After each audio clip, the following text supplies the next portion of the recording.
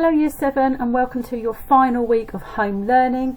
It's the last week before you have your well-deserved summer break. So this week we are going to be taking part in a virtual escape room. Now we obviously can't get you all into a room to escape from, so we are going to be taking part in some escape room problems in an open the box format. Now the picture that you can see on the screen at the moment is the top of our box, and if I turn the box over you will see that our box is padlocked shut. Now on this side we have got a pink and a black padlock, and on the other side we have got a silver and a blue padlock, and in order to open this box we need you to crack the codes of all 4 padlocks. So we're going to be setting you a series of maths problems and maths puzzles, and each one of those will give you a combination for the padlocks, and if you are able to crack all the codes and find the codes for all the padlocks, then you will be in with a chance of being able to open this box, find out what's inside, and potentially win a prize this week.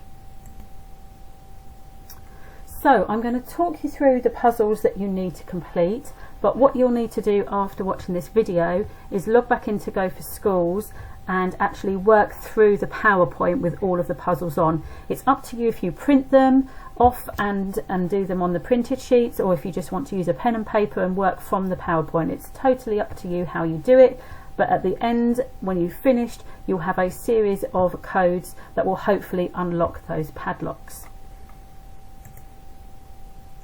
So the first puzzle is a Sudoku puzzle, which you may have seen before.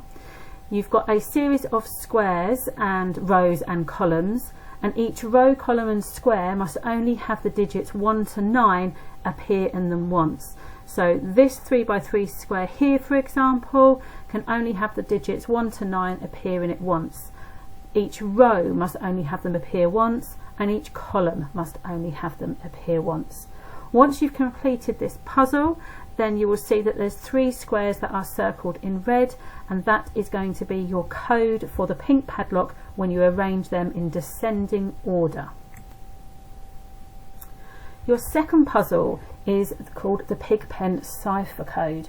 It's a very old code that was used by the Freemasons centuries ago, and it substitutes letters for symbols. Now this grid on the left hand side shows you how those symbols work and how they tally up with the different letters of the alphabet. The example down here at the bottom of the screen shows you how the code works. So you can see here for an X we've got this arrow symbol here with a dot in it. So we find the arrow symbol over here with a dot on it and can see that that's the X letter. If we look at the next one here, M, so this symbol represents the M. So you can see that we've got a line here like a little pen surrounded and this little dot in the middle. So if it's got a dot in it, you go to this code over here with the dots in them, and you can see that we've got the line circling round the M. The A hasn't got a dot in it, so we're going to go over to this grid over here, and you can see that we've got a line going down and across, so that pens in the A. The letters in the middle of these codes, so if you've got an E or an N, you can see by the E in the word the here, then it's a square all the way round, and that shows that it's the letter in the middle of the grid. So for the letter N you would have the same symbol as E, but it'd have a dot in the middle.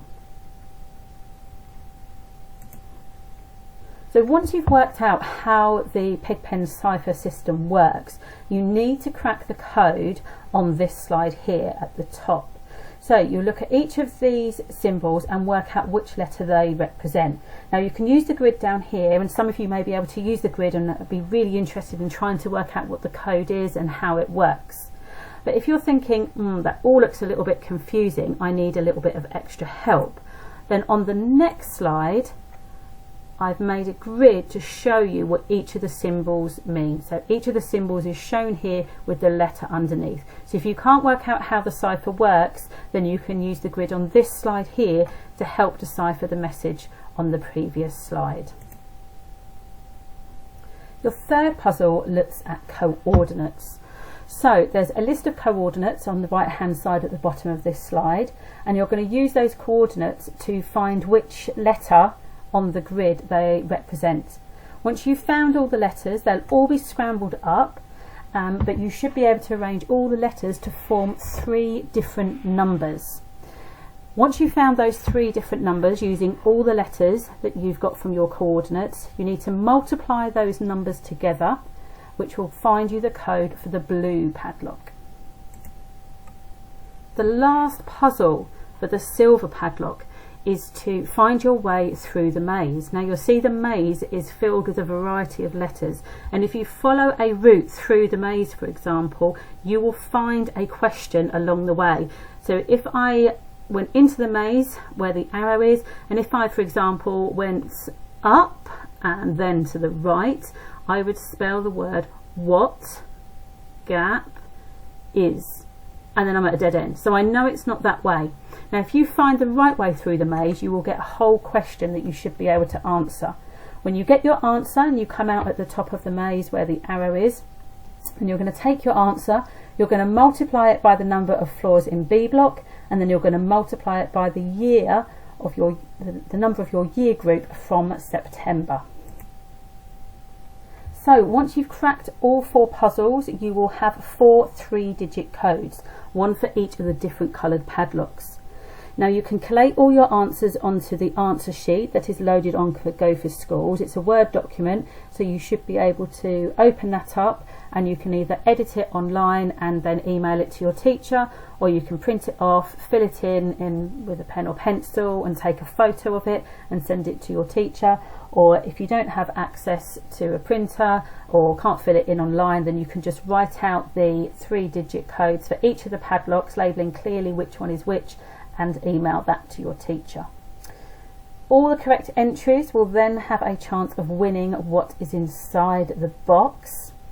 You need to remember to complete your Maths Watch task for this week too, and you need to make sure that you're sending your entries for the padlock codes to your maths teacher by midday on Friday the 17th of July. So you haven't quite got a full week to complete this piece of work, because obviously it's the summer holidays and we don't want you to be taking this piece of work into the holidays. So on Friday afternoon, once all the entries are in, I will then do a video to show us opening the padlocks with those correct digits, and you will be able to see what is inside the box and find out who the lucky winner is. So good luck for this week. If you have any questions, then email your maths teacher or email myself, and we will help you where we can. Good luck and have fun.